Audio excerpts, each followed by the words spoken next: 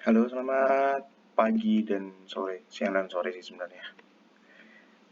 Teman-teman filsafat seni, jadi kali ini kita akan membahas tentang Kant, tetapi sebelumnya saya akan review kemarin.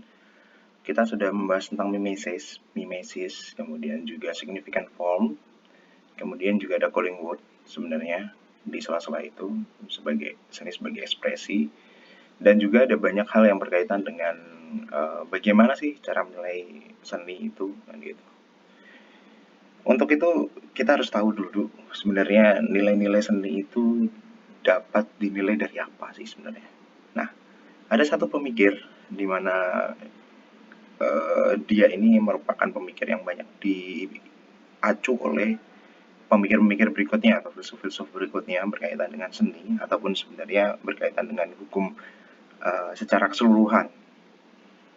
Jadi ada satu nama disebut yaitu Immanuel Kant. Immanuel Kant ini merupakan salah satu filsuf yang lahir dan hidup di Eropa, yang dia memikirkan tentang bagaimana sebuah keputusan untuk menilai sesuatu itu perlu didasari atau perlu dipikirkan. Salah satu yang terkenal quote-nya adalah hukum adalah keseluruhan syarat berkehendak bebas dari orang untuk dapat menyesuaikan diri dengan kehendak bebas dari orang lain dengan mengikuti peraturan hukum tentang kemerdekaan. Artinya sebenarnya kita pun berkehendak bebas atau menilai sesuatu dengan bebas itu pun juga terkonstruksi dalam kehendak yang lain, dalam kehendak aturan yang lain. Dan itu merupakan satu hal yang umum terjadi tetapi tidak pernah disadari. Hampir tidak pernah disadari sebenarnya. Jadi kayak misal kalian ya bebas nggak kuliah gitu kan, ya kalian terikat dengan kuliah, kalian terikat juga dengan konstruksi dalam kuliah, dalam materi-materi kuliah dan lain sebagainya. Dan bagikan itu menarik untuk dilihat. Oke, mari kita dalami di pemikiran Immanuel Kant tentang problem selera dalam seni. Kan hidup di tahun 1724 sampai 1804, artinya dia hidup di abad 18. Di mana di abad ini itu sudah terjadi enlightenment atau pencerahan yang mana mendefinisikan kembali wilayah-wilayah pemikiran yang tidak berbasis pada dogma agama. Karena gini, sebelum abad 16 itu zaman zaman yang gelap lah, makanya disebut sebagai Dark Age. Karena orang-orang itu terpaku pada dogma-dogma agama, terutama agama Kristen. Bagaimana cara mereka untuk menyelesaikan masalah itu berbasis pada agama, dan itu sangat memberikan orang trauma yang begitu besar bahwa agama menentukan segalanya gitu. Kalau lu ikut dalam gereja ya lu berarti akan selamat. Itu hampir sama kayak di Islam, ya kalau lu nggak ikut aliran ini lu akan masuk neraka gitu. Ya bagikan itu hal yang sangat sangat apa ya, sangat naif lah. Bagaimana kita bisa menentukan sesuatu ketika sesuatu itu harus ditentukan oleh orang lain, harus ditentukan oleh agama tentu. Maka kan berpikir tentang bagaimana sih sebenarnya dasar dari judgement atau dasar dari keputusan itu bisa hadir. Dalam materi yang sudah saya berikan, saya juga memberikan selayang pandangkan. Mungkin dari kalian kalau membacakan pusing ya memang begitulah pemikiran kan.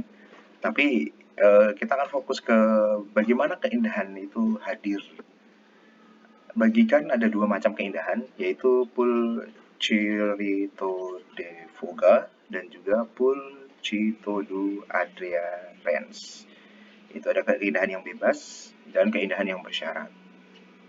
Itu sebenarnya bahasanya kan lah, karena dia hidup di Jerman juga kan. Tidak mempunyai konsep biasanya kalau keindahan bebas. Tidak mempunyai konsep preposisi tentang bagaimana seharusnya benda itu. Dan keindahan natural, perintis seniman anti konsep.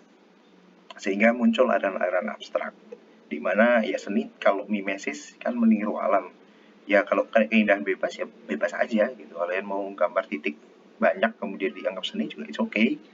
Kemudian ada yang bersyarat gitu. Yang bersyarat adalah membutuhkan konsep sedemikian rupa sehingga penyempurnaan benda itu sesuai dengan konsepnya yang bergantung pada konsep-konsep yang berasal dari sebuah konsep yang mempunyai tujuan tertentu. Ini dapat terlihat di kemarin ketika kalian melihat karya-karya mimesis, yang mana keindahan secara konseptual itu dikonstruksikan secara artistik atau tertentu. Kemudian berikutnya adalah setelah ada keindahan bebas, ada keindahan bersyarat, manusia itu mempunyai pengetahuan tentang natur di luar dirinya dan dirinya dalam natur itu sendiri. Manusia mencari kebenaran, kemudian manusia mencari kebaikan yang pertama. Kebaikan itu ada 3, ada pure reason, bagikan, practical reason, dan judgment. Jadi proses dalam membentuk keputusan itu sekurang-kurangnya melewati 3 hal ini. Ada pure reason atau alasan yang murni, rasio murni kalau bahasakannya. Practical reason yaitu adalah alasan-alasan praktisnya, dan terakhir adalah judgment-nya atau keputusannya. Nah, bagikan keindahan dalam seni mempunyai hubungan erat dengan kemampuan manusia dalam menilai karya seni yang bersangkutan. Itulah yang disebut sebagai taste atau cita rasa. Analisanya gimana? Analisanya gimana sih?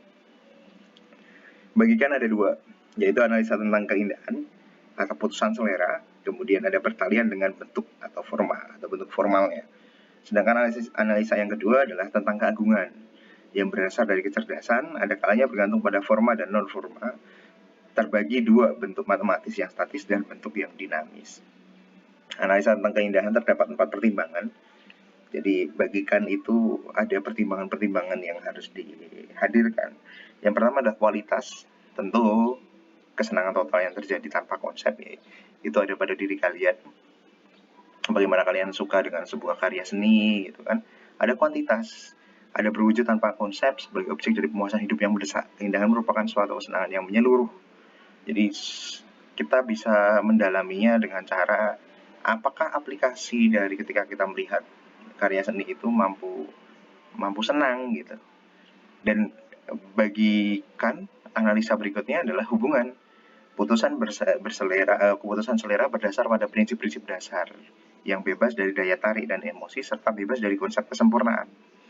Artinya ada hubungan-hubungan yang lain di samping keindahan itu. Misal ada hubungan masyarakatnya, dan kemudian ada hubungan dengan pemikir yang lain dan lain sebagainya. Dan juga ada modalitas, putusan selera menurut kesenangan yang timbul dari objek tertentu. Kesenangan merupakan keharusan subjektif tetapi berwujud dalam bentuk objektif ketika diserap oleh indera manusia. Jadi memahami ini tuh seperti memahami diri kalian gitu. Bagaimana kalian melihat sesuatu yang indah itu seperti gimana sih? Apakah indah itu adalah sesuatu yang membuat kalian takut, atau membuat kalian senang, atau membuat kalian merasa sesuatu yang lain gitu. Nah, pada teori mimesis, alam merupakan sumber utama pengalaman estetik tentu. Bagikan putusan estetik terbagi menjadi 2, ada putusan kognitif, ada putusan moral. Pengalaman estetis bukan hanya bersifat kognitif, tetapi juga mengikut sertakan kemauan, emosi, bahkan keseluruhan dari diri kita. Sedangkan pengalaman estetik berbeda dengan pengalaman moral, sama-sama menyangkut keseluruhan diri, namun pada pengalaman moral lebih mendalam, hingga mempertaruhkan nyawa ya. Sementara pengalaman estetik tidak. Pertaruhan nyawa dalam pengalaman moral ini akan berkaitan dengan kegiatan sehari-hari sebenarnya dalam konstruksi yang lebih luas. Begitu untuk pemikiran kan secara singkatnya. Kalau kalian ingin mendalami ada selayang pandang itu. Kalau kalian pengen mendalami lagi ada bukunya, ada rasio murni, ada critic of judgment gitu. Dan itu saling berkaitan. Ada a priori kemudian a priori, di mana sebuah konstruksi berpikir itu ternyata dipengaruhi oleh apa yang ada di sebelum kita dan juga akan mempengaruhi kita untuk memahami sesuatu. Nah, aliran-aliran seni, contoh lukisan yang bisa jadi dalam kritikan itu bisa apapun. Bisa dia naturalisme, kemudian juga di sini ada ciri-cirinya kalian bisa lihat. Kemudian ada ekspresionisme, juga sama, ada tokoh-tokohnya, ada impresionisme, juga sama, di dalamnya ada romantisme, kemudian ada realisme, ada kubisme, ada dadaisme, dan juga ada surrealisme tentu, dan abstraksionisme. Sebenarnya ada selain ekspresionisme, kemudian ada chauvisme, ada futurisme, ada gotik, ada klasikisme, kemudian ada konstruktivisme, ada isme-isme yang lain, ada kontemporer atau posmo. Ini biasanya dihadirkan, ada sih di Amerika namanya Museum of Modern Art, gitu, MoMA. Itu salah satu kiblat dari seniman kontemporer hari ini. Ada optik, kemudian ada pintura metafisika, ada pointillisme, kemudian ada pop art. Ini salah satu aliran seni yang sangat mendobrak dari sisi dada. Tentu juga ada primitif. Sebenarnya ada banyak yang lain, ada barok, rokoko, kemudian ada ada barok, ada rokoko, kemudian ada wilayah yang lain, ada abstrak ekspresionisme, kemudian ada galeri dan lain banyak sebagainya. Baik, minggu ini kalian tidak akan menulis, gitu. Karena yang akan dihadirkan adalah bagaimana pengalaman kalian menghadapi sebuah karya lukis. Untuk bisa mendalami itu, maka tugas minggu ini itu adalah menuju galeri nasional atau pameran seni rupa yang mungkin kalian ada di sekitar kalian. Dari situ silahkan untuk melihat karya-karya seni, bisa di galeri tetap. Jadi kalau kalian lihat di Instagramnya Galnas itu ada agenda Oktober dan kalian bisa datang ke salah satu itu. Dan kalian juga bisa mulai untuk mendalami elemen estetis apa yang hadir di situ. Dengan memotret minimal 5 dan terakhir tentu proofingnya adalah foto selfie. Itu tidak perlu ditulis, cukup di posting-posting saja di di blog kalian, kemudian nanti linknya bisa di-linkkan ke komentar seperti biasanya. Jadi tugasnya sederhana, kalian datang ke Galnas, kalian lihat itu, kalian foto, minimal 5, kalau kalian mau 20 juga silahkan, minimal 5, yang menurut kalian lukisan itu menarik untuk dibahas dan dikonstruksikan. Itu kira-kira. Oke, kalau ada pertanyaan silahkan untuk diskusi di WhatsApp group. Thank you, selamat siang dan malam.